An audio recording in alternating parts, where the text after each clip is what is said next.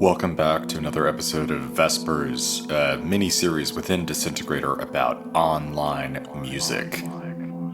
I'm on with Malaise, who I've been obsessed with for a while. I discovered Malaise through a repost account on Instagram that aggregates cringe, and immediately I was like, there's something bigger here underneath the surface. So I started to dig in, and I discovered lunch, desserts, a deconstructed book album project she calls The Dialectic, a methodology and manual called The Mountain, and a rich fictional world based on the Pittsburgh neighborhood of Oakland. Malaise is doing autofiction and metafiction in a very online and musical way. Everything she does is rigorously documented and visible, her production decisions are often opened up to her audience, and she's constantly sharing works in progress. She's reworking material in new ways, and at the same time she's building this huge fictional world through which she processes her own foundational emotional experiences. Longtime listeners of the pod will know that Roberto and I have a theory about human subjectivity, that we've gradually moved from a type of human that's built out of a limited subset of subcultures and identities to a more kind of generalized human that is constantly playing with and trying on different subcultures and identities. Malaise's craft engages in parts work. That's a therapeutic lens that engages with the self as a kind of internal family or system, a group of voices that might represent different emotions or traumatic responses. And this is what makes Malaise's autofiction so rich. The artistic subject on display here is visibly, even painfully unintegrated. After I interviewed Malaise, I saw she went viral again, this time in a cringe compilation made by Anthony Fantano, a kind of last pope in a long lineage of cultural critics whose work still engages with music as an offline thing, someone whose really amazing historical knowledge of music is actively under threat by music's thoroughgoing dehistoricization inside the total archive. I just saw him interview hero of mine Liz Pelly, whose book Mood Machine is one of the best analyses of the downstream impacts that recommendation algorithms and platforms like Spotify have upon music. Their conversation feels a little protective, or mostly on Fantano's end, and that he's kind of seeing an external, commercially imposed change being made to a trans-historical practice, and that change has to be bad because the drivers behind that change are kind of necessarily corrupt. Despite her love for the tradition of songwriting, I can't help but get the sense that Malaise is already trafficking in the V-next of music. Her product feels like it's inscribed on a different kind of historical record than the one that captivates Fantano. It feels unpreservable to me. It's live, it's pliable and plastic, it's online, it's responsive, it's music, and it's more than music in a way that is still bound to the relational dynamics of music, but kind of accelerated and bigger and more distributed. Malaise and I do talk about cringe, we talk about the legendary trolls in her comment section, we talk about marketing, we talk about therapy speak, but mostly I just kind of luxuriate in the warm crackle of her brain as she talks about her approach to songwriting. She keeps using the word music artist to identify herself instead of musician, which captivates me. There's a deferral there, which is kind of situating music as a performance category, right? Music artist. I don't know how you spend time with her work and not come away with the sense that she's a performance artist. Like, we don't really have a word for this particular kind of manifestation of performance art, and I don't know how to not be excited about that. And none of this means that her music is at all secondary to the project. It's just that the project itself is so big, so open to the world, and so charged with emotional urgency that it kind of steamrolls from music into this next new thing. Enjoy this one. It's so nice. It's like an antidote for cynicism. Hi, I am Malaise. I am a songwriter, piano mixed with alt pop and different beats that I like to make. But essentially, the whole goal of what I do is to write songs that help me figure out my own Malaise mystery in my life. I also happen to share these stories on the internet a lot. There you go. You've used the phrase "the Malaise mystery of my life" quite a bit in interviews and other contexts, but you don't typically kind of go into what that means. Like, can you? I guess, is the way to access the Malaise mystery of your life directly through the art itself, or is there a little bit more there, kind of semantically? So, for context, Malaise is like the play on the word. My name spelled the way it is, Millaze, is from the middles of my name, Emily. Okay. And then Got it. that's a play on the word malaise, which means this general sense of something is not right. And I think it's just a very universal thing. What is more universal than every single one of us is on some variation of some kind of hero's journey, and we're trying to figure it out, or we're in denial and pushing away figuring it out, and it's coming for us, and it taps on our shoulders and it sends up signal flares and it tries to get our attention. And some people never engage with what it is. They take it to the grave, and other people get into it. And ever since I was like a little kid, I wanted to get into it. What it all comes down to with music for me is that I use music as a tool to try and live like a good human life. And it's really hard. There have been so many things that I was in denial about or I suppressed, and I denied, like that I thought I wasn't suppressing or denying, etc. And just music over and over again has helped me expand my life instead of continuing to constrict it. So just the idea of a malaise is everybody has some kind of it, and mine just happens to be mine.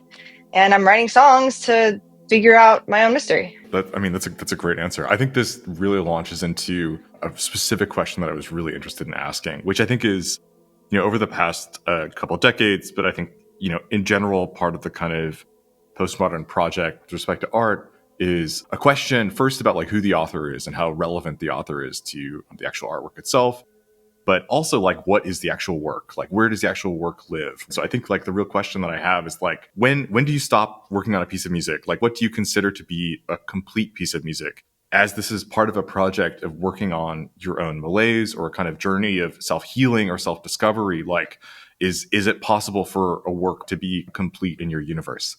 Oh, your super lecture actually did have me thinking about this. Like what music really is, if it has a beginning and an end, or if it's part of something bigger between all of us. I see music like this. I started as a young human, as a child who held CDs and CD players in my hands, and had this gut instinct, always 100%, that I was going to be a music artist, even though I had no idea what that meant at the time. And I understood that my interpretation of music was that it was something that was like an access point for my relationship with myself. So for me, just every single musician and band that I have been able to, been so lucky to witness and have them as a part of my life, they become mine, right? We take songs, they're like no longer that person who wrote it. It's like, oh, that song's about me, right? It's such a great, beautiful thing. And so my whole life, like, I understand there's this relationship as the listener, as the fan of music, where the creator created it for themselves, for their own purposes, many different purposes.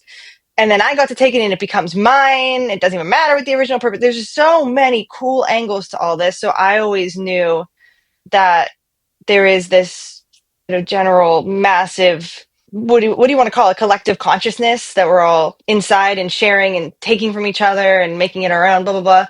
I know that really motivates me, because I tend to believe that like human connection is one of the main reasons, if not the number one, why we're like on this earth, right? Even like our nervous system being built to hit ventral vagal, like through human connection primarily. There's so many ways you can look at our neuroscience and our psychology and just see that we're supposed to connect with other people for really good reasons. We're not supposed to be solitary beings. So music is one of these amazing ways, transcendent, magical ways that we can connect with other people, but also elevate our own story we're inside and try to solve some of the malaise of the crap we're carrying around, that we're stuck inside, we're drowning in.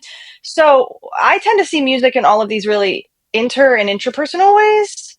And I don't think of it as the 3 to 4 minutes of audio or remixes or clips, or like, I don't tend to think of it as the product. I tend to think of like the motive underneath the creation of it and why it gets used and taken. Like, I'm just so into that. I think like certainly I can see how the relational component is like a big part of your songwriting process. Like you're constantly asking for feedback. You're, let's say, asking an audience member to select between one or two keyboard riffs. There are cases where you're asking people to choose which song for you to work on next, to choose what's on your set list? Like, to me, that's really, really interesting. Like, first, like, could you talk about what the audience feedback process actually feels like? And then I'm kind of curious, like, if music is out there and it's something you take into your own self, like, what does the opposite of that look like? Like, how do you actually feel like your work goes out into the world and touches other people? Like, It kind of starts with boundaries for me, where my music has to first be created in me and sit in me and in my life. I wrote it for my purpose, whatever the purpose is for that particular song, whatever I was going through in life. I tend to write things super biographical to a point where like it's so fulfilling for me. And it's crazy how much I do a lot of this time I say this like sometimes like I do a lot of this time traveling across my life. Like it's like parts work. It's like the psychology therapy method of like seeing yourself across your different selves across your life, right? And you like have a relationship with them. Some of them you've like totally ignored or they've just been frozen in time and all that kind of it's really self-love, which has gotten a bad rap. I think sometimes where it sounds a little cheesy or something, but like it's like end game, man. So like all of that relationship that I have with myself that I'm always working on, that's what the music is. I won't share anything unless it's already served its purpose for me in my life, in my Malaise Mystery. I do hit a point with some of these songs where I'm like, okay, I feel fulfilled. I feel good. And like I'm all set. So I'm like, okay, let's start to expand this. I really try to make my life more about expansion instead of constriction. That's like a huge thing for me lately. Expansion can mean a few different things. What I was really thinking about there was taking it to the internet and asking people for their thoughts. I do have separate musical vision. So like there will be some songs that I have a few right now that we're working behind the scenes. I'm not going to offer up beforehand. They're just going to exist in their fully finished form on an EP or an album in the future. Like I'm not going to bring people into the process, but there are other ones where I'm kind of open-minded. And I'm like, you know what? I feel good about what this has done for me. And by expanding, I'm going to make a reel that says, okay, I can't decide between these two piano riffs because I just think that's fun.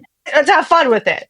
Why not kind of bring people in, hear their opinions? They might have a better idea than me.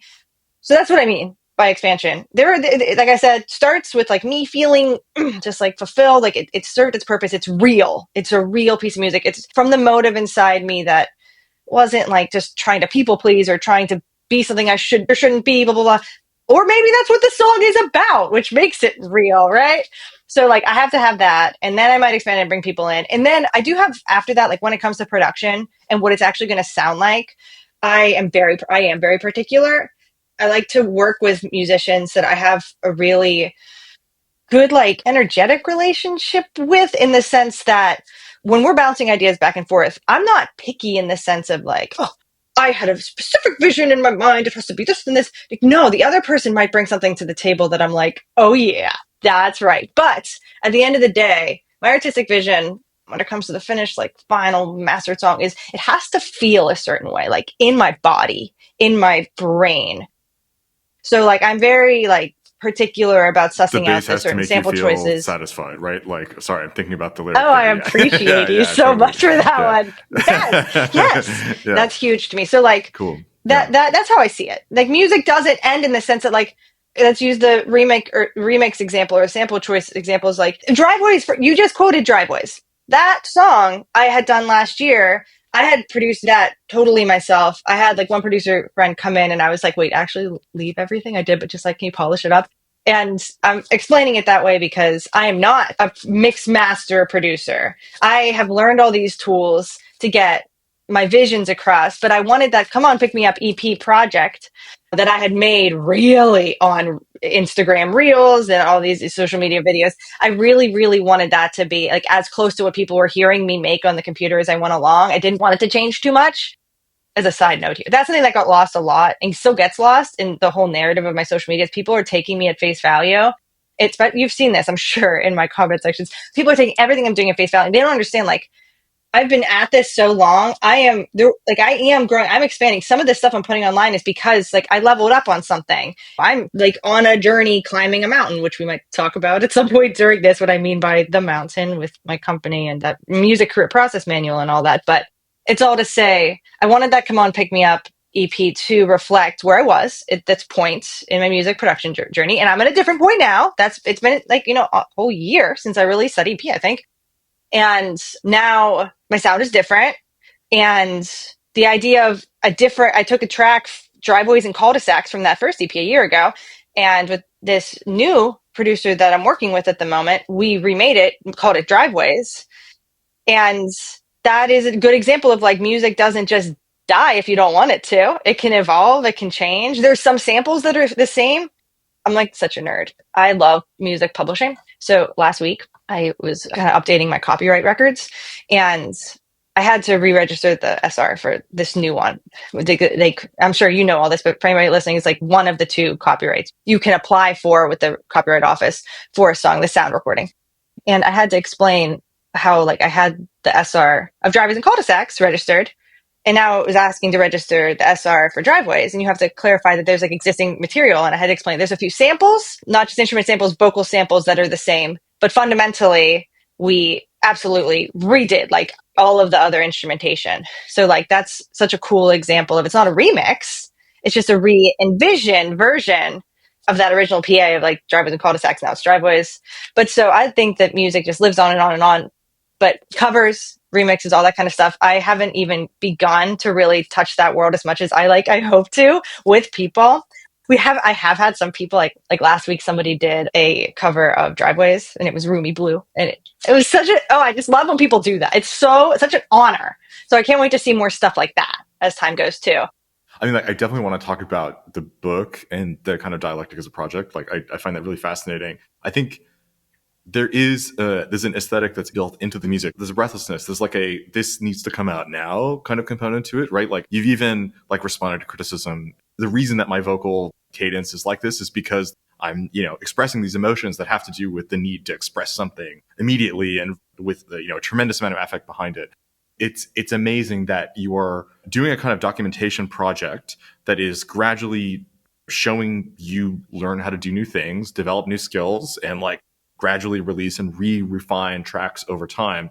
Is there a connection between the emotional breathlessness of the music, which is almost like a general trait? Like that is like, if I was to give you a kind of aesthetic or a genre, it would be a kind of breathlessness. Like the vocal delivery is so fast, and like there is a kind of rushed would have a negative connotation, but whatever the positive version of rushedness, like this needs to come out now. Like I can't suppress this anymore, And what I like is that's mirrored in like, you're releasing things before they're baked, right? Like very intentionally. I don't know. Like, do you see a parody there? Like, do you see a relationship there, or is there no relationship between the kind of emotional urgency and the kind of release cadence urgency, I guess? Yeah. I'm going to start answering that by saying the following. Humans, we all go through different like eras of our lives. And I try to show up, especially on the internet, right where I am. But sometimes, especially with the nature of what music production is and marketing, there's a time delay. So if you were to go back across my eras, I have different albums that do not have a breathlessness to it at all. Bedside Table is the album with my dad passing away, right? I would describe that more as nostalgia, gravity, desperation of the grief, but also in a way that I like memorialized him, and I was very graceful about it. That was an interesting thing I kept noticing about myself. My reaction to him passing away, I kept like, oh, it's very interesting. We react like as humans sometimes, and I ended up writing this album, and there's a grace to it. There's, like I said, gravity. So what you are witnessing right now, and even it's very astute of you to pick up on the breathlessness and the rushness. Well, I just pushing back, like literally wrote down, listen to Viscera on You Can Still Have Me or whatever from 4 years ago. And the first thing I was like, yes, it's still there. So I don't know. I'm not 100% sure I agree with you, but yes, please continue. Please continue. Yeah. Fair. You're right. I'm a huge fan of speed, though. It is true. To be totally honest, I didn't always used to talk at a higher speed or sing at a higher speed. As I got deeper and deeper into the horror that was my own Malaise Mystery, like in my 20s, and just my own personal hell, I was trapped inside. Like I noticed I had all these physical symptoms and habits or personality traits maybe that were starting to surface, and one of them was speed and talking faster. Viscera, I'm saying You Can Still Have Me is a great example of a song like that. It's from the Note on the Author album back in 2021, 2020. I'm blanking. I think it's 2021. What that comes from me, Mark, is like a desperation to get this stuff out. A desperation I didn't even realize was happening for a long time, but songwriting showed me was happening, that I have desperation to not just get this stuff out, but a desperation to be heard, to be seen. That is so universal. A desperation, like looking back and being like, fuck it, I wish I had just said that. Why didn't I say that? And, then that's the time dimension folding on itself too. Like the moment's past, you don't get to say it, but if you're a songwriter, you get to say it. So there is the desperation. It's been surprising to me as like human being, like Emily, to see like, oh, that's a clear ass pattern in my music, that I am desperate to be heard, to be seen, to say things the way I want them to be said, that I wish I had said. And then speed also comes for me, not just because of this clear, like the anxiety that was rising in me from all the suppressed, denied stuff that I was ignoring or didn't even realize I was ignoring in my own story, but also because, to be honest, I just like it. I like speed. I love rap. I grew up memorizing raps. Like that's just like so fun for me. So part of it's just I love wordplay. I love that. And final point, just to really kind of start to draw into the conversation here too, my Yeah. love of the art of business. Part of it is marketing in the sense, one sense only, that we have shorter attention spans on social media. And I do not feel like I inherently deserve people's attention. I don't. I'm one of billions of humans. I have to earn it. So I have to get to the point quick in those little tiny short form content videos. So I often do pick the songs that are quicker because they're getting more words out of people. Because guess what? When I'm scrolling on social media, I have the attention span that's like really short, and I want to, right? So that's a little bit of the marketing, because I have other songs, especially like I mentioned before on this next project, that I'm probably not going to bring onto social media too much. They're just going to live on the album, that are not the energy that would work on social media. And I'm not going to bother feeding them unless it's like there's certain like, times that I talk to people who are like really kind, like actual fans. Like I'd give them clips of these songs or something, but to feed it to the beast, it's not going to get appreciated. Music comes first for me, and then there's a little layer of marketing after it that I'm like, what of my songs? Like, how could I package this to toss it into the algorithm? And that's where speed often does make sense for social media. So there isn't always like the breathlessness and the quickness, but that is also a huge touch point in my malaise. Oh my God, is it? It really is. Me too, honestly. You get it, yeah. I'm heavily Yeah. medicated Oh for it. yeah. Yeah, Yeah. absolutely. Anxiety. We get it Yeah, nowadays, yeah. don't we? We all talk about it now. What an era. What an I'm so age happy. we're living in. Yeah. I mean, God, I'd love to ask you more about that, but I guess like, I mean, there's such a tantalizing little morsel here, which is like, you do have a marketing background. You do have a business background, rather. Like, I usually don't like to talk too biographically, but anything that you'd be down to share for the podcast, I think would be really interesting what that background looks like. And I wondered the extent to which it's necessary for you to parse these as separate identities as opposed to part of a kind of unified artist subject, I guess. Yeah. I'll start it this way, and I'll weave in the background. Okay. Yeah. Do whatever you want. Yeah. It really started whenever I was little, and I really did hold my little red CD player with the 3 blue dots on it. Like I can see it, I can feel this. With my CD in it, and I was listening one day on my bedroom floor, and I was like, I'm going to be a music artist. And so my whole life, I've had that inception of an idea. I've gone very far off of what seems like that path many times, but it actually always did lead back to the path. One example would be fitness instructing. I used to do a lot of that, fitness instructing at the YMCA or yoga instructing and stuff. But that was always in purpose of Malaise. Even before I knew Malaise's name, I knew that was inside me. Another thing that seems like it was off the path was I went to business school, but I knew that that was in the greater service of getting back to my music. Because at the end of the day, like, I don't know, like whether it's my soul or something, like I am that. And I was always trying to find that, call it self-love again, right? Or whatever. So yeah, across time, I had certain times in my story where like studying music got handed to me. I got so lucky in my upbringing, so lucky with like who my parents were and what they did for their careers. But then I decided to go because I wasn't good enough for music school technically, for sure. Let's be very, very clear on that. I'm not about to like ever discount how incredible technical musicians are. Like I grew up with some, like I'm not that kind of musician. I'm not at all trying to hate on my own piano playing skills. Like what I do, my skills, I am very confident about. I love my pocket of music that I live inside. But Could I do music school? Nope. So like I figured that out. It was heartbreaking at the time. It was devastating because I thought that was the only way to get to music. But I journal all the time, right? So like I had this gut instinct. I was like, it'll be okay. I'm going to go to Pitt. I was from Pittsburgh, went to Pitt. And I'm going to do business instead because I do want to enter the industry. So let's go business, right? So yeah, I got a corporate business degree, worked in corporate to raise the money to start my music career company, which is called Mike Music Industry Connected.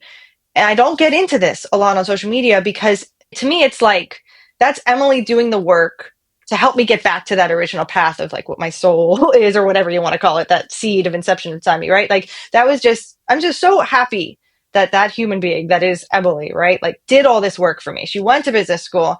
She managed other artists for years, created this company that developed a music career process manual. I led intern teams across the world, like so many projects and stuff. So I could learn all the tools that I needed and have this structure of the mountain, the music career process manual with 6 steps that I now, Malaise, I use it every day. I get to live my dream.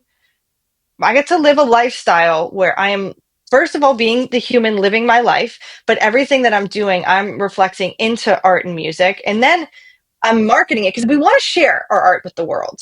It is definitely one measure of success, and that some people can actually just leave at that for them if they just want to make it for themselves. I try to remind myself of that all the time. At the end of the day, all that matters is my consumption of my own music, why my purpose, why I'm doing it. But I too, I want to share it because people share theirs with me. And I know how great that feels to be a fan and listener, and it becomes mine. So I can't, like, my motivation for even getting on social media in the freaking first place was like, look, I want people to be able to take this product and I want them to look at me and not see me. I want them to project on me. I want them to erase me. I don't want to mean anything to them except what they want me to mean to them, but I want them to take my music off into their life. I want them to have that product because I've gotten that from so many other musicians before me. And guess what? I'm not being like 100% martyr here, which is like one of my things I'm always like very careful of because that is like a Achilles heel for me across my life story, like being like more like people pleasing, not quite people pleasing, but like martyr, like giving too much. This isn't completely martyrdom for me. I also enjoy the crap out of this. I love the creation of the music. I love the art of this business stuff and the art of marketing. Marketing is heinous in so many areas of this world, but there's a way for it to be artistic. And I just really enjoy it so much. So that's all to say that like, I have a really big business background in this. And I have an expertise in this very specific niche of how to go from being an independent musician and expand all of your personal with your art and the business so that those three together, personal, art, and business, can give you a lifestyle of being like a music artist like I get to do every day now. And it took me so many years to even let myself give myself that because I was being too martyrous and like helping other people with their careers a little too much too. A little bit of this wasn't only me trading to get to Malaise. A little bit of this was like not being confident in myself yet. It was also body image stuff too. That's huge. That's a whole part of the music industry we get into with like different standards for women across men, right? But so there was a lot of things that held me up. But ultimately, at the end of the day, like I do see business as art. It is very fun. I have a lot of fun jumping between the two sides of my brain. It is so fun. That's such a satisfying answer. I think like there's a lot of like inherited 20th, 19th century stigma associated with doing business and its relationship to making music, especially based on like some super old school ideas of authenticity. And like what I love about your work is that like the marketing component is it's also like it's built into the same it's all the same thing. Like there's no it doesn't feel like there's a split. It doesn't feel like there's two people there. It really feels like one thing. So you're talking about, the aspiration that your music would be a thing that someone could strip you out of essentially and be that thing for them. But that feels in tension in two ways, I guess, with like the actual project itself, where the project is so explicitly biographical. There's this journey of yourself that everyone is, watching. And I guess like, is there a tension there? Like how is it difficult for someone to strip you out of the music, I guess? And that's a definite, like that's an open question. And then the other question is like, is there room for other people on camera in the Malaise universe? Because it's, as far as I can tell, you and your dog. Yeah. That's such a good observation. Oh my gosh. I mean, when I say like the whole projecting and like I'll cease to exist to them, I mean that in like some very I don't know, some very deep human universal way how we all like are existing together at the same time or different times on this time dimension in this universe as we all see it. And we are all doing that with each other all the time. Like what maybe I haven't really thought too specifically about this, so maybe I'll like journal, think it out later, but like I feel like love kind of like pauses that mental chomping and gnawing and digesting of other people because it makes you pause and like see the other person as their own thing instead of just like a product of whatever you're projecting on them, right? Absolutely, yeah. Love is a really cool thing like that.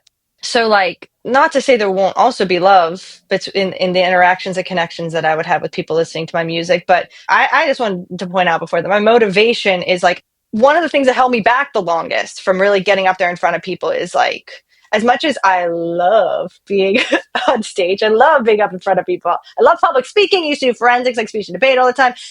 But I don't have the part of my personality that's like ego fed by that. I definitely have an ego. Let's be clear. I definitely have one, but I'm not fed by that. Like it doesn't get me off to like think like, ooh, everybody look at me. And I think about how I want people to look at me and get something out of it for themselves. If somebody could be listening to this and they're like a psychologist or like a therapist, and they could probably see more in what I'm saying than even I can see at this point. I'm probably revealing some deep insecurities that are maybe I'll at some point in therapy like figure out myself, or I never will figure them out because it's freaking endless inside of our minds. But it's just the idea of I'm not super motivated for people to give me like praise because I really at a young age I came from this upbringing of like being like a really overweight kid. I didn't wasn't a musical prodigy like my big sister. It was really like I was very alone in my room writing songs, writing down my feelings, working on my piano, like just inside my head, inside my experience, like. And so I knew from a very young age I had to come up with my own like intrinsic motivation. I couldn't rely on extrinsic motivation of people like complimenting me and stuff. So that's what I'm saying about when it comes to like I don't need people to it's really nice when people give me compliments and praise. It really does like help me out, especially when I live in this troll world that I do, right? With all my comment sections. It does like every single people don't even know how much it warms my heart and like helps get me by sometimes when I'm drowning in that negativity for sure. But at the end of the day, I feel like personally it's my responsibility to hold my own, to have my world, to not need other people feeding me recognition or whatever. I just want to live my life. I want to earn that from this music that I create. I get to live my life, expand my life, and other people, like, I'll just try and give them what I can. And if they want to use me however they want to use me, they want to hate me. If they get something out of that, that's fine. That's what music careers are. Like that is part of the beauty that is the music industry. Like sometimes we love to hate people. Sometimes like we need to do it for some reason in our brains, right? Also we change sometimes. Like we come around. I've had certain artists where I like was projecting my own jealousy or whatever on them, and then over time I was like sheepish, like, oh man, I see now what I did. I actually really appreciate them for whatever, right? So that was like the first part of your question, which was I'm not saying like, oh, don't look at me. I'm like, definitely look at me. I have stuff I want to share. I love being up there. Put me on stage. Give me a mic, please. It is so fun. Feels so good. But also like I don't need that. I'm really motivated by like I want my life to be lived. It's so bad sometimes, right? To be a human, it hurts so much on like a daily basis. And I want to keep getting to points where the lows that I have also have highs that balance them out. My life is, yeah. So anyway, trying to figure out my own Malaise Mystery stuff, right? Okay. What was the second part of the question? So I mean, this is so great. Like I really like No. this. Already, I'm like kind of going back to this idea that you mentioned earlier about love. I'm thinking about like how unbelievably self-aware you are. Like just the multiple kind of levels of self-awareness that are like constantly going all the time. There is a kind of like veneration a little bit towards like therapy universe, like and the kind of different protocols that we come to like register our own behaviors and identify them as objects and then move them around. You know what I mean? Like you're doing a lot of that live and you do a lot of that in your work, which is really amazing. Yeah, it's just so much self-awareness and you know, yeah, I'm sure a lot of that has to do with anxiety. Certainly that is the case with me.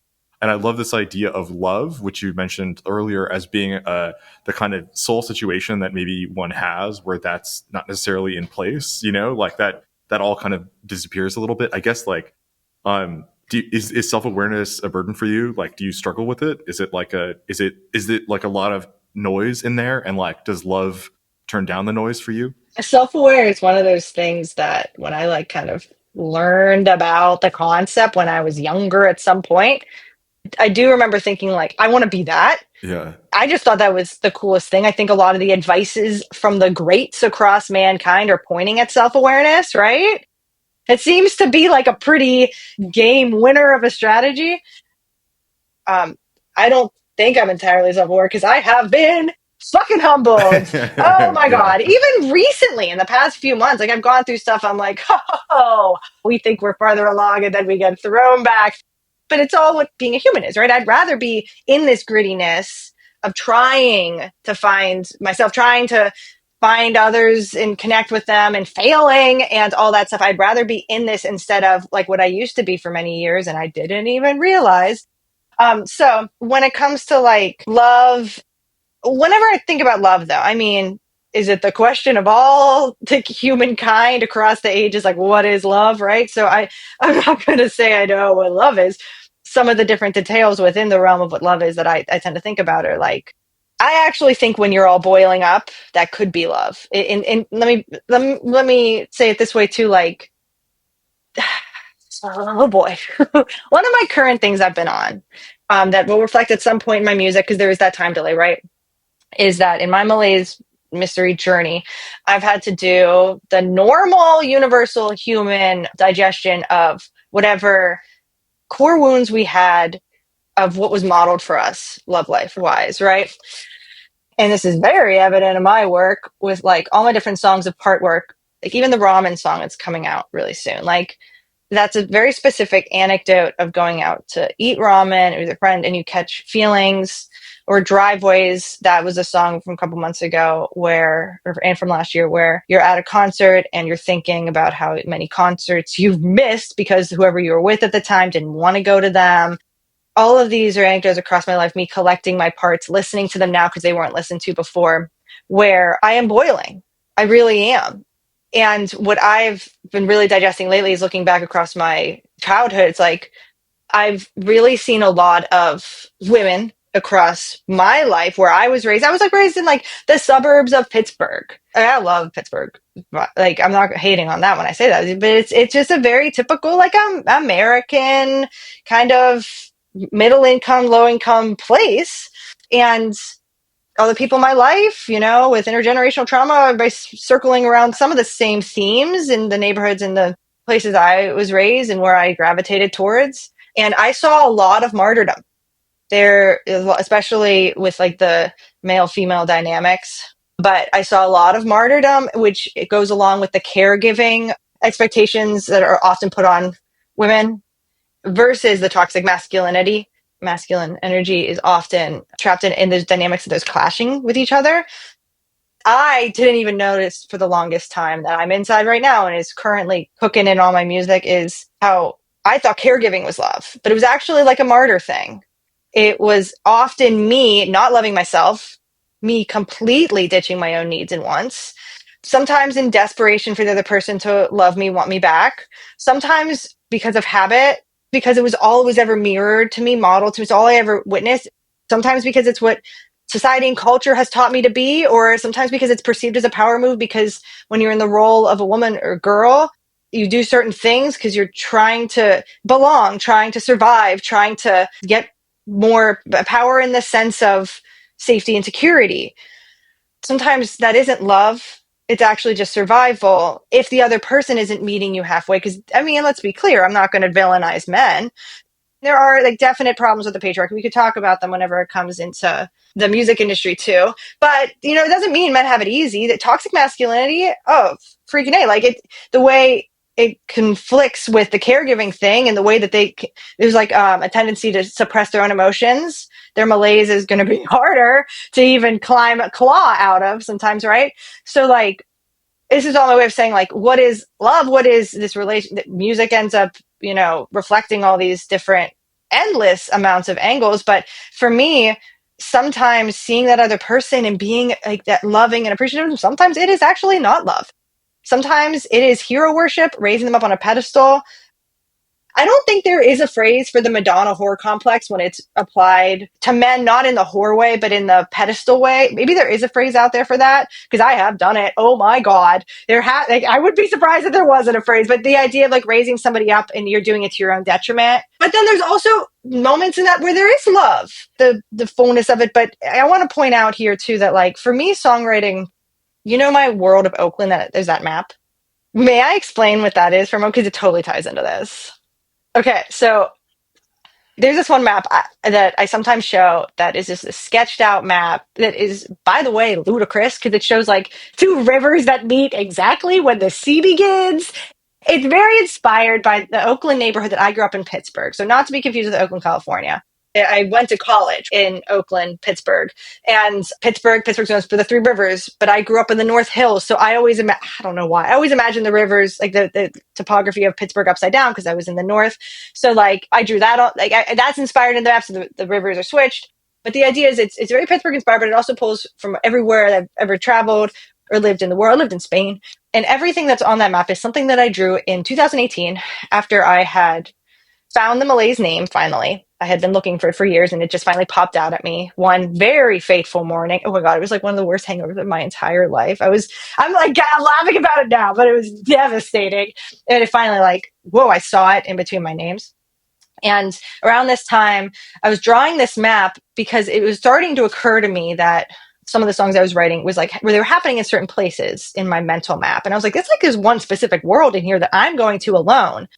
And before that, for many, many years, I used to have a morning writing routine where I'd get up for sunrise every day. Even if I had like gone out partying, I was like out to like 3 or 4, I'd still get up for sunrise, which was actually kind of amazing because it totally contradicted my eating disorders at the time of like being perfectly healthy. So it was a pretty good thing that I would be a masochist or whatever about waking up and losing sleep.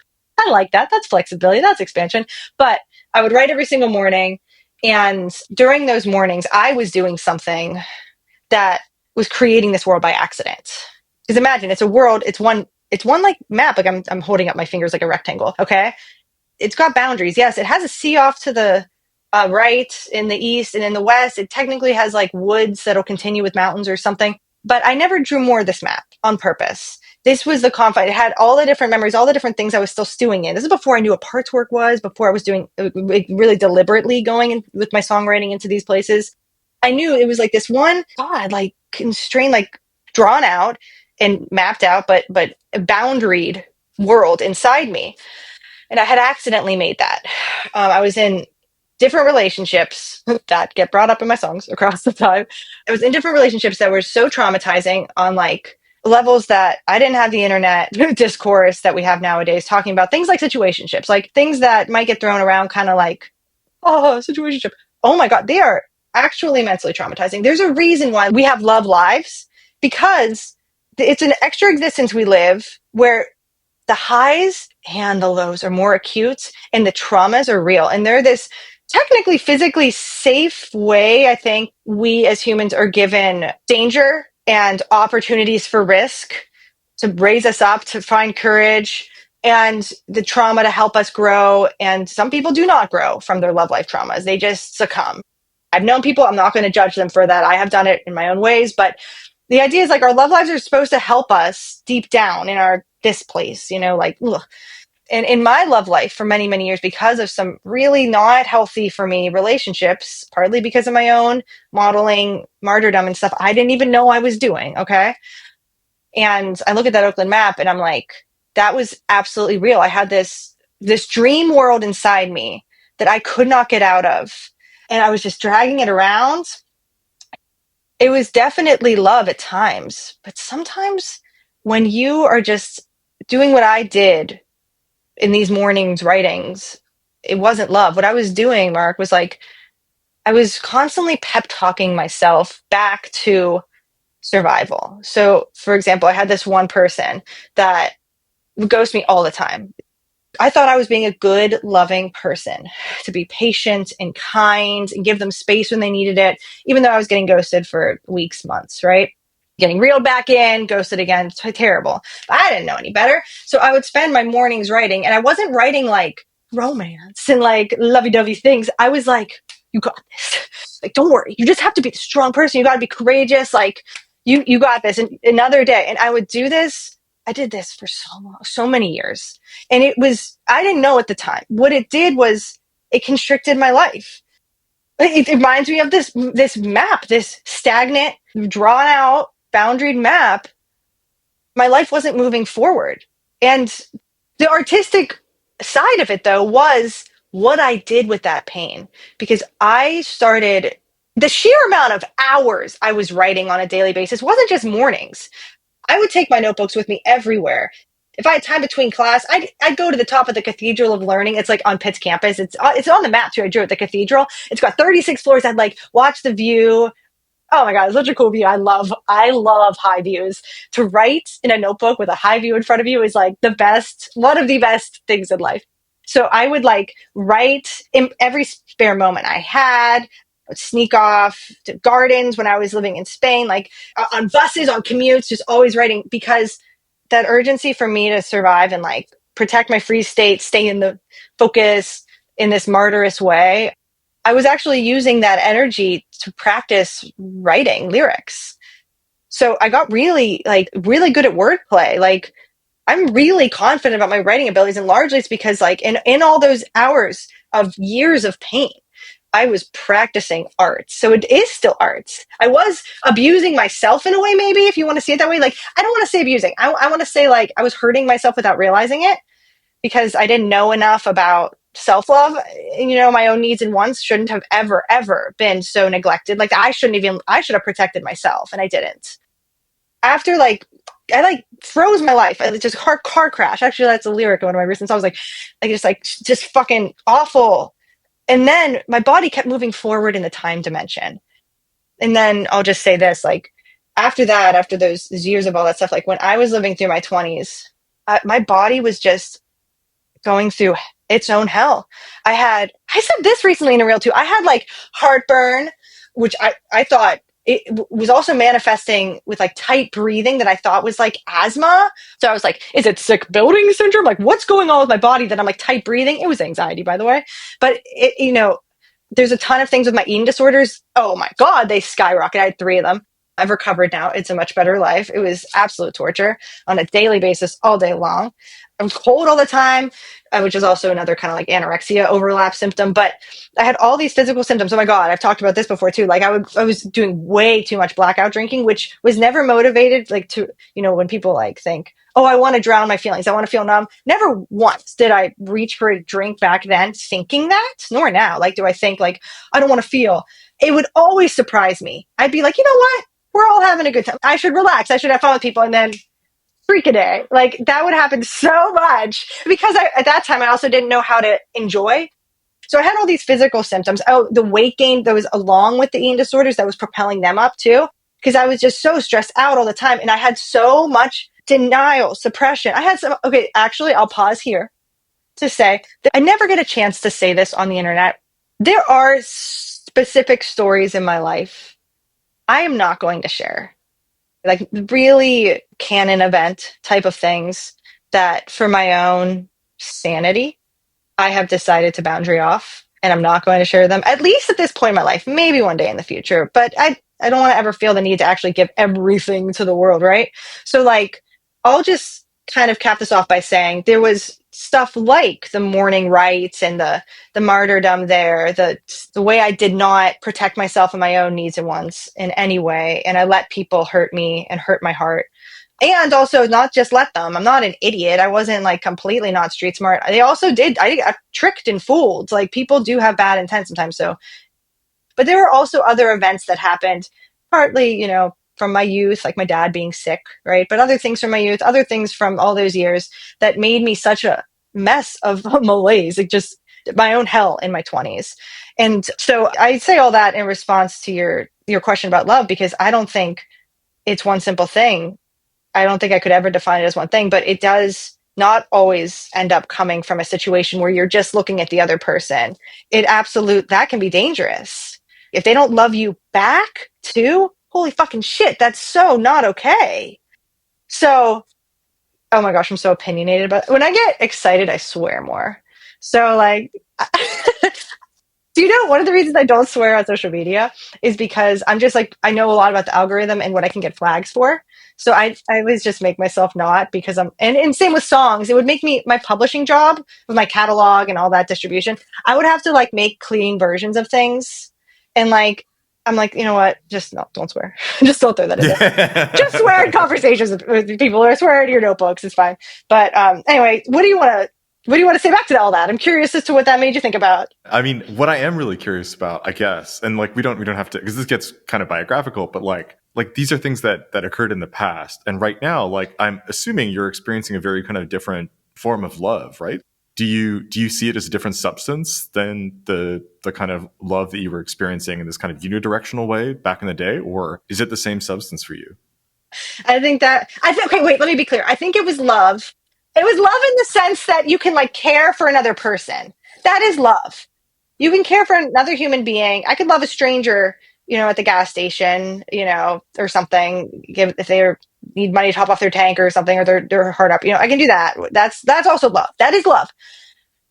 But no, if you're neglecting yourself, if you're not also self-loving at the same time, if you're not getting anything out of it, maybe that's when it's not love, or something along these lines. No, I think that's probably true. I guess, like, yeah, I mean, there's a this goes also to the question of like, why are there never any other people in your videos? Like, self-love is definitely the term du jour. Like, we didn't have a sense of it, kind of like you were saying, like millennial kind of therapy speak discourse didn't exist in a way that would have actually been very helpful to me, certainly as I was growing up and confronting my own issues. And now I'm like, oh, okay, I have blah blah blah, they can do this, blah blah blah, and then it unfortunately creates a very kind of scientific relationship to one's own body, which is both good and really bad, I think, too. But in addition to that comes this imperative to self-love, which is happening at the same time as like a general kind of narcissism disorder, right? That we all kind of have, right? Like self-love is complicated if it means precluding putting other people first in a kind of almost like, Judeo-Christian sort of like way, right? Like there's this like tension there that I find really interesting. Because yes, it's imperative for us to love ourselves so that we continue to exist. That's like obviously, super, super important. But I also wonder, like, we have, I think, kind of socially lost a lot of the selflessness, I guess, that was characteristic of virtue for the last 10,000 years. You know what I mean? Like that feels like a major rupture sort of. And I wonder, yeah, I guess like that's what makes me go, like, cause I'm thinking about this a lot as well, but like, I guess you are someone who's experienced actually the real kind of like selflessness in in a real kind of strong way from like a really kind of negatively valenced position. You've experienced like the risk of selflessness, the catastrophic risk of selflessness. Yeah. That's well said. Yeah, I think narcissism, as with all these terms, what is the exact quote? Language is the limit of my world. That's not, I'm misquoting right now, but to a certain extent, there is a weaponization of psychology jargon that does hurt us because we're labeling ourselves, which gives us constraints and our worlds restrict instead of expanding. However, I love this time we're living in where there isn't the stigma on all this mental health stuff. It's great. I love it. This is so much better. This is so much better. So those are dialectic. Those are dialectically opposed things I just said, right? And so they're both true at the same time. We have to be cautious of the one, but also celebrate the other and use both. That's all to say. Self-love, I'm not a scholar of this, except that I am, maybe in the sense that I'm always writing songs about all this and I'm working on my relationship with myself and the self-awareness. And I do see this as a discipline, like, but I'm not like a guru. Like, I don't know. I shy away from that kind of like guru self-love coaching stuff. Although sometimes those self-help coaching gurus, they change people's lives. So I don't want to judge it. Like that is just good for you, not for me. I don't personally like that stuff. So I don't want to say I could step in anybody's life and give them self-love like advice about all this because I don't know the person. Like, so that's why I shy away from saying that. But what I can speak to is like this relationship right here that we have with ourselves that I am very obsessed with and study all the time, and our relationships with how that interacts with other people. And I'm such an extrovert. So like there's so much to it. And when it comes to what you were just saying about the potential narcissism risk and stuff. I don't know. I simply think that I happen to have lived a certain experience as a woman that I have not seen get as much airtime as some other experiences. This idea of this martyrous caregiving type of thing. Okay, it has gotten plenty of its own airtime, but I just mean in the sense that I haven't heard a lot of people explain what to do when you're inside of it, or except for the story of like, oh, I got myself out of that situation, girlfriend, like I got it. But it's also about, I don't think self love is necessarily always a verb. I think it's like a relationship you have with yourself. It's how you talk to yourself in your head. Something I've learned from parts work is if you see yourself as these parts across time, really actually see yourself as parts across time. Like sometimes they have been screaming for your attention. They have been crying. They've been on their knees begging you to just like listen to them. And that's why you have heartburn. That's why you have insomnia. Oh my God, I have such bad insomnia sometimes. Like, that's why you have these physical ailments. It's your signal flares of yourself trying to get your attention to go, you who has been screaming for me and I've been ignoring you my entire life. I'm listening. What do you want to say to me? And then that person inside you is like, finally, I'm in fourth grade. I've been stuck here this whole time because nobody in our lives cared for me and comforted me whenever the girls were mean girls. You didn't comfort me whenever the girls were mean girls. So I've just been stuck here. Please listen to me. I want to be heard. Like, that's what sometimes my songs are. It's like those parts of me speaking through me. And then they're like, afterwards, they're like, okay, I feel better. You listen to me. Thank you. So like, to me, that's self-love. It's this idea of like catching myself on a daily basis, being like, oof, that was a pretty nasty thing to think about yourself. Not forcing myself to change the thought, because that's too, like, I've done that with diets and stuff, like forcing yourself to do things. Instead, like, I've learned from therapy to be curious. So like, oof, that was a pretty nasty thought you just thought about yourself. Why'd you think that? You think you can be curious about that for a moment? So that to me is what self-love is. Truly, like, this is incredibly rich for me. Definitely something I would love to talk about before we close. I guess, like, just to put the question out, like, I'm sure you have a theory of cringe. Like, that's like been, I'm sure you do. And I guess I'm wondering, like, to what extent is cringe being a woman with feelings online? Cringe. I genuinely believe, if not everything, almost everything is cringe to somebody. Okay. There are some people who find classical music cringe. There's some there's some people who find, I don't know, jazz cringe.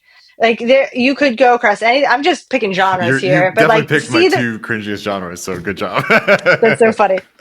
But on the same token, there are so many people who would disagree with you. They'd be like, excuse me, classical music is the be all end all. Respect it, please, right? So that's to say, let's look at social media with cringe, right? One thing that I really am happy that I can see through this lens, because it saves me often when I'm getting pummeled by trolls, is my marketing background and understanding that when you match things up to the right audience, there is no cringe because you match the thing that the people want to see, and then they see it and they're happy. Now, I definitely experience all the time people who are not lined up. They are not my audience. My music was not made for them. They will never like it. That's fine. I celebrate. I like that word right now. I celebrate when people just comment or tell me like, I don't like your music. I'm like, that's a great response. Of course you wouldn't. Like, of course, not everybody's going to. Preference is a beautiful thing. Thank you for trying it. My troll negativity, pain ever just comes from people pummeling me with stock troll comments because they're trying to get likes. It's a game for them. They're trying to say the most bombastic things so they can get the likes and the attention.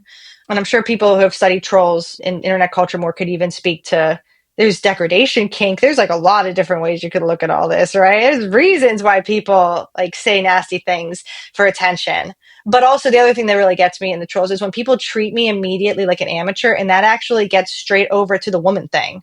I can't say this like more clearly except to say that in our industry, in the music industry in particular, there are such striking double standards or that people put on women in music that are not put on men. The expectations, bodies, an obvious one, beauty, body standards, etc. I just love artists that are breaking those. Those are the women I study, and the other LGBTQIA plus people that I admire, and I look at them and I follow them, and they give me, we're all helping each other, we're all feeding each other the right energy to break those things. But so many of my trolls, like so many of them, are men who come in without me ever asking for constructive criticism. Back in 2024, without me ever asking, people just started giving it.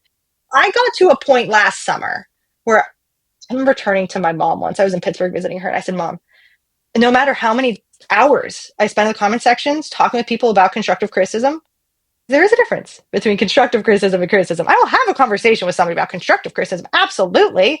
They're trying to be kind, despite me not asking for it. Sometimes I have learned the best things, right? So it's problematic because I didn't ask for it, but they're still whatever. It's kind of just ended up being a trend. You don't think that releasing material online is implicitly asking for feedback?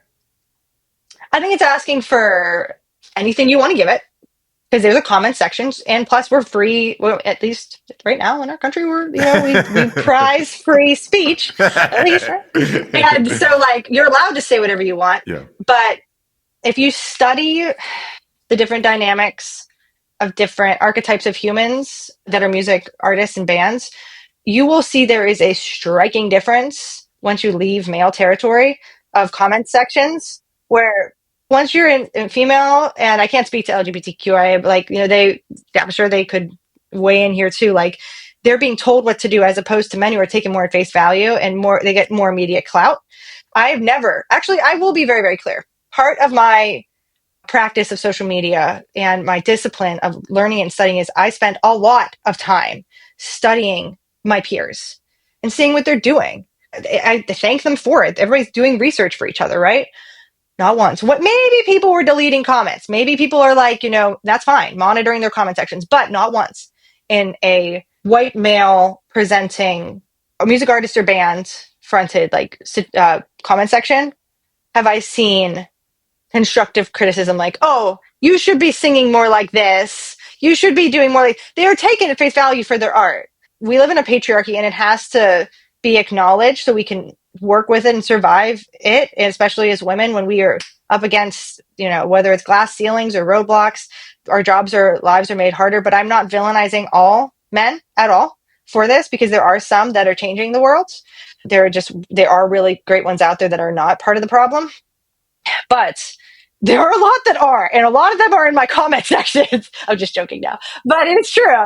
So it's all to say, I want to kind of take it back to the cringe versus the women. I said I want to talk about them as two different topics. So, we could get into a huge discussion about women and the many, many different ways that it's hard to be a woman in music, and how it's different. It's different. It's a different experience, and it does have more challenges and roadblocks. But when it comes to cringe, my belief that everything is cringe to somebody, that's kind of vague, right? Because, it kind of comes down to preference. But let's actually talk about cringe, right? When you see stuff on the internet that is labeled like cringe-core or whatever, or cringe talk, whatever. So I will say, I do think there is one aspect of it that is performative cringe, where people are trying to be cringe. And I think it's interesting how we're using the word cringe as a coverall, because I think a lot of it is just like people's personalities and sense of humor is like they're just being extra goofy doofy, like they're just being extra. And then when shown to a different audience, somebody's joy and being goofy is bullied. I've seen that a lot. And I've had to have talks with some friends about this. I'm like, that actually isn't funny to me. How America's Funniest Home Videos is people getting hurt? I never liked that. I can't stand people getting hurt. But people like that. There's also a new wave of that right now with social media, of people taking good-hearted, normal people who uploaded videos to the internet. They really meant it. They were being earnest. They were just having fun. They were being cute. And now or they were caught in a moment that's a kid. I saw one the other day that was a cringy thing where it was a middle schooler getting bullied by some other middle schoolers, and they said something cringy, and even I was like, yeah, it's kind of cringy, but dude, context. This was one kid filming it on their little phone, and the other kid didn't know it was they were getting bullied in school. Why are we as adults laughing at that? Not cool, man. There's a lot to cringe when it comes to music. we could name specific artists. We could name specific accounts on Instagram or all the other apps like that aggregates cringy videos. And sometimes they are just pulling stuff out of context. Sometimes they're making fun of well-hearted people, and I hate it. I am not okay with that kind of bullying. It really makes me sad. Really makes me sad. It's not okay. I'm not on board. There's other times where the person, okay, yeah, they did that because they're being a parody. They are goofing around. That's funny. Then there are some people in our entertainment industry that are going above and beyond for attention. And that I don't even think is really worth talking about. Like, that's like not when it comes to social media cringe. That's just like huge budgets and PR stunts and stuff. But cringe in itself, have you ever heard the phrase cringe mountain? Because I think this really blows everything out of the water. No, I haven't. Oh Okay. my god. Please tell me about Cringe So I want to Mountain. be Sorry, writing it I down. want to be clear that this is different than The Mountain, which is the name of my music career process manual. I know. Okay. Yeah, For yeah, of anybody course. listening, Yeah. like this is The Mountain is a music career process, but I'm talking so fast because I'm so excited talking with you, Bert. Like that I started in 2013 when I graduated business school, and I've been working on it ever since with my company and all that. But like this cringe mountain is something that I did not coin this term. This was something I saw on TikTok like probably 2 years ago. Every content creator to some extent has to climb cringe mountain because you know what gets extra lost? Because we have to learn how to make videos. Do you know what's involved in making a video? People go to university to become filmmakers, and some people just like it's you are first of all learning how to be on camera, which I have an advantage over some people. I like to be on camera, right? And even I, though, when you go back to my climbing cringe mountain over the past two and a half almost years of making content, still, even though I was on camera, definitely climbing cringe mountain moments because I didn't know exactly how to be on social media, how to present, how to say things, you know. So there's that, how to be on camera. There is how to set up with good lighting. There is edits when it comes to color grading or color correcting, any of those things to make it look good or not, which oftentimes people don't even bother doing because why bother? It's just social media. We don't really expect too much of it. And plus, I could actually ruin the video sometimes because it no longer looks as authentic because like you look try hard or whatever. I had an intern, a Gen Z intern, teach me what try hard is once. So like, there's like layers to this. Social media does appreciate the lower fi stuff, right? So there's more marketing know-how you have to know, but then also there's editing. Like I did an entire 6 month program to learn how to be a content creator. It was one of the most intense like trainings I've ever done. And but from it, I learned how to edit these things. And there's like there's certain science behind like what you put first, what you put in the first few seconds. That's a hook, and then there's secondary hooks throughout it. Where to cut it off? I do science experiments, marketing experiments all the time with different optimizing captions and lengths and hashtags, and then the algorithm changes. So it's like I'm always jumping around trying to figure out what works. It's never the same. Instagram adds new features and then takes them away. So it's all to say that like there is so much involved in creating a video, let alone also posting it and how to get the algorithm to treat you as a content creator because you have to be consistent like every day at first. Yes. And then you might be able to like lower your consistency over time. Like, for example, right now, I'm able to take one day off a week. That's a beautiful thing. I earned that. But if I break it, I lose my content score. So I have to constantly figure out ways to not be in pain over that because it is mind numbing. Do you mind just briefly telling the audience what a content score is and like how it functions? Yeah, and I will be clear. I just like that's a term I use with myself. You're like a content creator and you're getting rated always with these apps. They're like judging you because they're robots. They don't care about you, right? So if you break a day of your consistency, like whatever judgment it had about you just drop down. You might be able to earn it back over time, but for the most part, like this is black and white stuff. You always want to be in the best eyes possible of the algorithm, which is very sad in some ways, right? But it's also like, fine. If I'm earning my music, or I'm earning the right to do this on a daily basis, fine. I can step up. That's my personality, though. I'm not going to put that on everybody. It's bad for our mental health at times, for sure. Sometimes I'm on my phone so much my face hurts.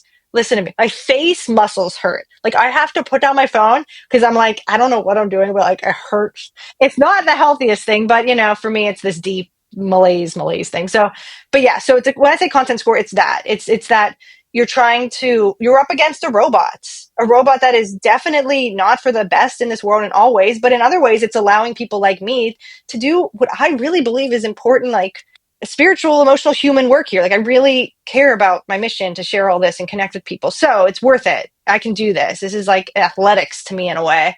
So Cringe Mountain is you're learning how to do all this stuff, and you have to be posting it every day, because the only way you can get better is just to start doing it. And you can't wait till like, I'll just practice making a video every day and I won't share it online. Then one day I'll be good. It's like, no, you have to do it. That's a phrase I just said I don't like. You have to do it. Nobody has to do this. I wouldn't wish this on everybody. It's content creating, it, like, all this stuff. Like, I technically have this motivation source inside me. It's like super deep and rich and important to me, but this is not for everybody. And I would never, ever tell a musician, like, you have to do it. But when it comes to content creating, if you really want to be a content creator for your own reason, whatever it is, be it something like my music stuff or something else, you have to work with the robot. You have to work with, there are rules, and it's a mystery. Mark, it's a mystery. We don't actually have a real rule book from Instagram and all the other apps. Like, sometimes the people from these companies will say, to be honest, even we don't totally understand our algorithm. What? So when it comes to Cringe Mountain, you are doing all these things. It is so hard. You are exhausted. There were times at the beginning of my journey 2.5 years ago, it'd be like 9 o'clock and I was still editing something, and I'm like, I just have to post it because it can't do it before midnight. I tried to get it out at like 4 or 5 because that was the best time of day for my audience, because I studied my analytics. I did the homework, but like, I didn't finish, and I wanted to eat dinner before, and I want to go hang out with my family. Like, it's a lot. And so every single creator, to some extent, climbs some, whether it's a very steep cringe mountain or like more of a level one, some kind of cringe mountain, because they're learning how to do this thing. And if you ever see a creator who doesn't have this cringe mountain, then they probably have some kind of insanely fucking huge budget and a team behind them. So it's not the same kind of content creator as all of us that are doing like from the ground floor, is what I meant to say. What are you thinking? But it seems like you're creating a relationship between cringe and amateurism, which I don't think of them as the same thing. Like, I don't know. If I think about a lot of like the, I don't know, very amateur rap videos that I've watched over, especially in my youth, like, shot on like a camera, completely unedited, just kind of thrown online, mixtapes, completely like terribly produced, like just kind of falling apart at the seams. Like, oftentimes like that kind of amateurism gets indexed as a kind of authenticity, right? As a kind of like realness.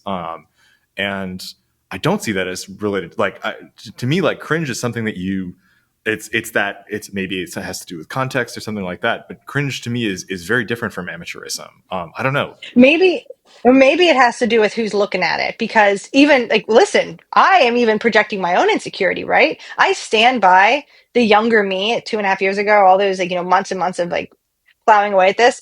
I love her. I respect her. Do I cringe at some of her videos? Yeah, but not in a way of like, oh, I hate you, I'm embarrassed by you. Like, I'm like, you did it, girl. Wonderful. Like, that's my relationship with myself. But I also acknowledge, like, that's cringy. Like, I didn't know what I was saying. I didn't know what I was doing. That's fine. Okay. Like, that, my relationship with myself is one thing. Then there's the relationship of people looking at amateur stuff. And oftentimes when people are looking at amateur stuff, they do cringe because of the amateurism. There are some people who would look at amateur stuff and be like, that's authentic. We're all pulling in and projecting our own different things. I think one of the dead giveaways that you have, and let me be clear, I am in touch with this because I've done this a bazillion times. You have your own stake in the game, not too much, but your own stake in the game of, like, let's say music, and you are going to be jealous, is when you look at something that's amateur and you find it cringe because you're projecting, you're jealous or whatever. Whereas some of my favorite music fans in the world, music consumers in general, not just mine, like, just in general, are people who aren't also musicians, because they don't have that same blockade of jealousy. There's a bigger chance, in my opinion, they're going to look at something amateur and they're going to think that's authentic.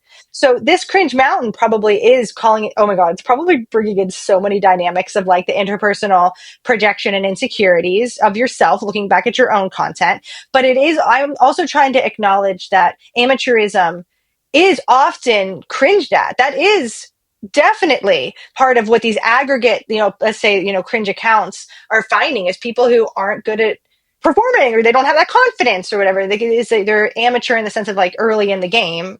So the idea of Cringe Mountain was simply to say, when it comes to like a content creator journey, And mine's a really good example. That override video that went so viral last year, that was more amateur in terms of video making, and it was a demo. I am so grateful for that freaking video.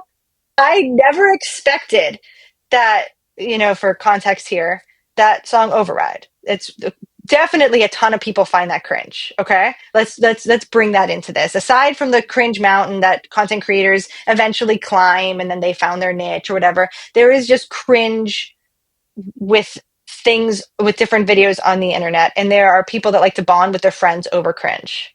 What is Americans' number one value in other countries too, but I'm just going to speak to America because it's the market I know the best. Number one value when it comes to consumerism and marketing is humor. We freaking love it. We also need it. We need it. It's because the world is dark out there, so we turn more to humor, right?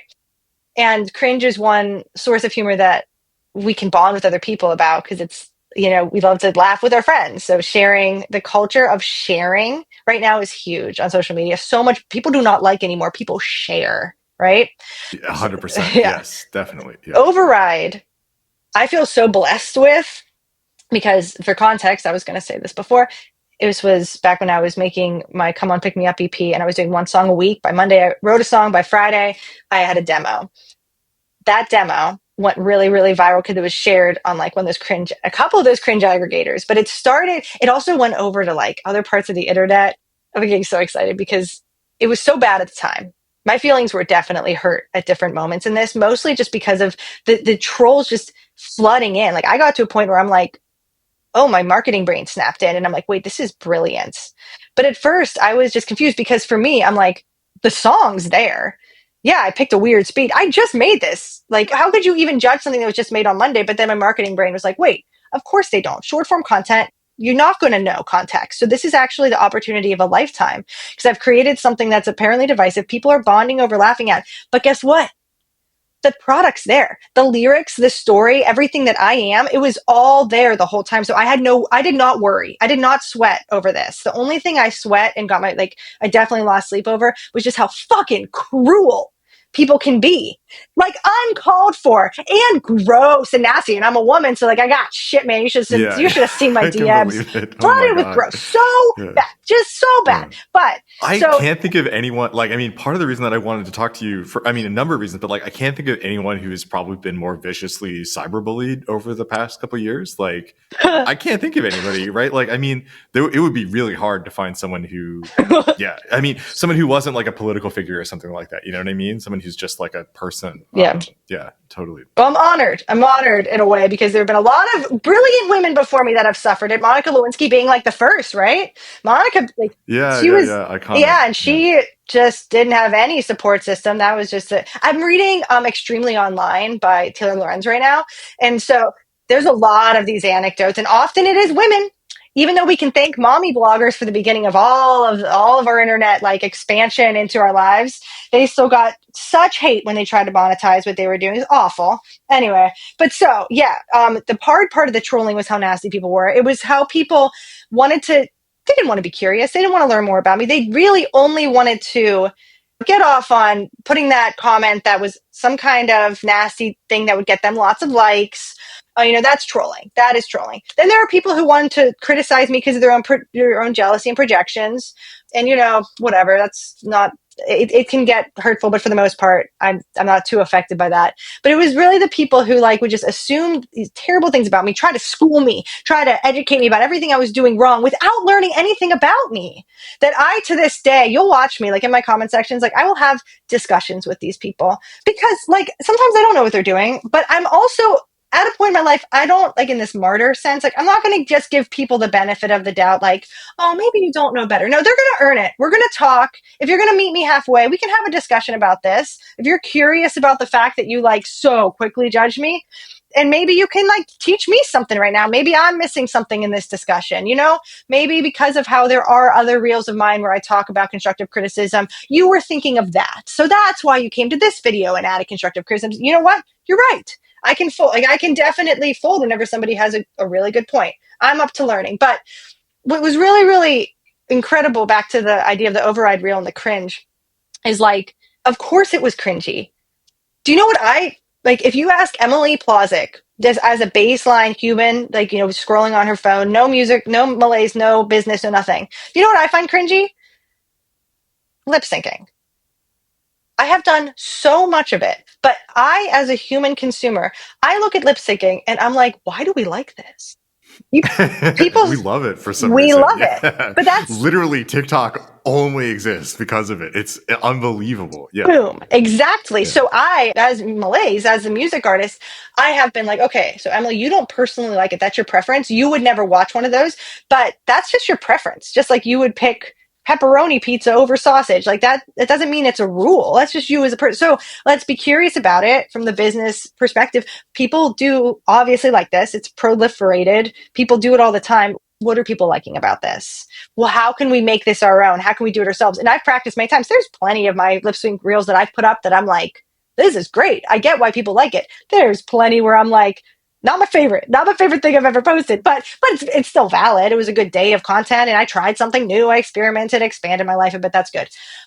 But Override, like it was a lip sync. So there's a lot of people like Emily who immediately just do not like lip syncing. So that was working against it. Guess what? I also didn't know how to color correct or color grade yet. So it is not like aesthetically pleasing. It's very social media-y. It is social media core, if you want to use that term again. Like, and I did it right here in my kitchen because I wanted it to be consistent with my lunch desserts. And I thought it was funny. I was like, I'll put up a little LED light. That's very social media too. I do a lot of stuff, Mark, that's like commentary on social media. Like I'm joining in the game.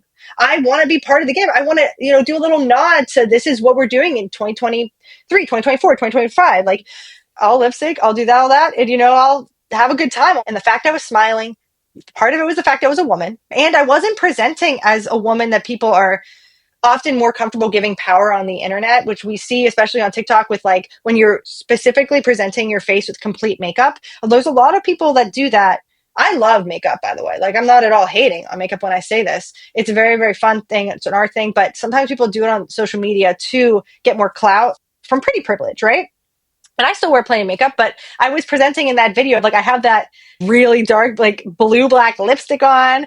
I wasn't trying to be all like bronzer faded, like perfect looking and perfect lighting. I was just throwing together a Friday. Do you know how hard it is to write a song on Monday, Tuesday, Wednesday, record it, Wednesday, Thursday, beat make it, and then by Friday you have a demo, and every single day you have to film and edit and post little videos to the internet too.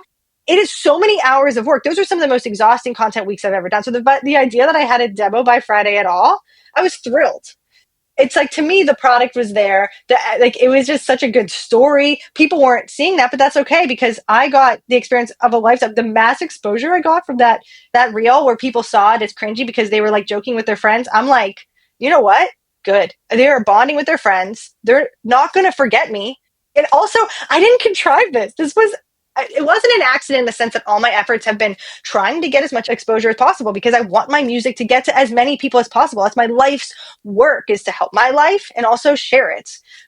The idea that something kind of by accident, like I didn't expect that to blow up, to this day I'm like, that's golden. I couldn't have written that better. And I love when marketing does that. I love when you don't have to like cook up the idea perfect, because I'm always trying not to be a perfectionist.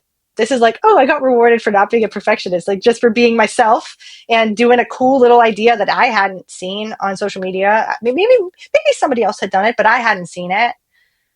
It's cringy, but guess what? To some people, I want to be very clear about this. I never, ever, ever want to throw people under the bus that just like Override. There are a lot of people who watch that. They didn't cringe. They just liked it.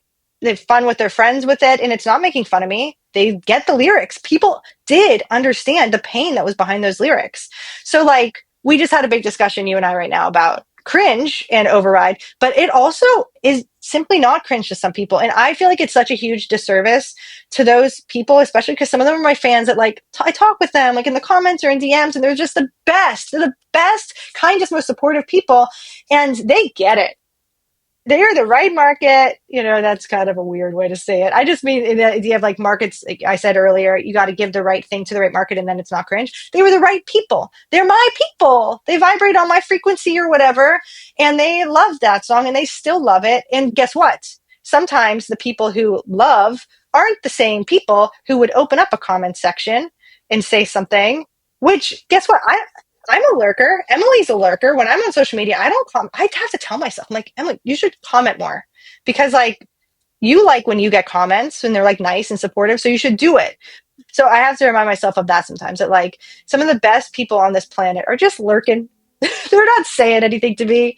And that's great. They don't have to say anything to me. That's fine. When they do, when they are supportive and nice, it is helpful. I appreciate it. My heart glows. But for the most part, sometimes I even journal just sometimes thinking like I just close my eyes. I'm like, I'm connected to people that I don't know. I'll never know. You know, they'll never tell me. And that's beautiful.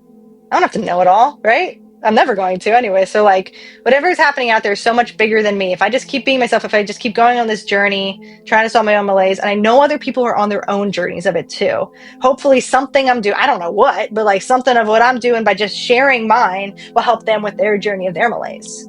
So I just want to be very clear about that because you and I can, oh my God, I could go on forever about my theories about social media or cringe again, you know, all this kind of stuff. But at the end of the day, music is just so much bigger than the sounds coming out of a wave file or the notes we're playing on an instrument or the lyrics we're singing along to or these social media, the marketing, any of that. It is so in our hearts. Like this is what we're doing for it at the end of the day. And that's what I always come back to every day. Like when I'm writing, like that's the only reason I'm doing all this. It's not about, I don't know, man. It's not about the other stuff. It's about this, right? Like here.